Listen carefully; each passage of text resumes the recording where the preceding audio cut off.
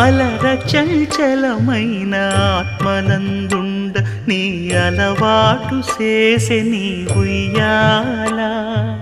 అలర చంచలమైన ఆత్మనందుండ నీ అలవాటు చేసే నీ ఉయ్యాల.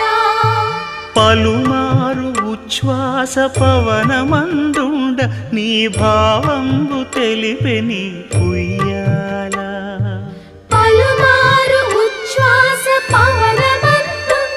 నీ భావంబు తెలిపే నీ ఉయ్యాల.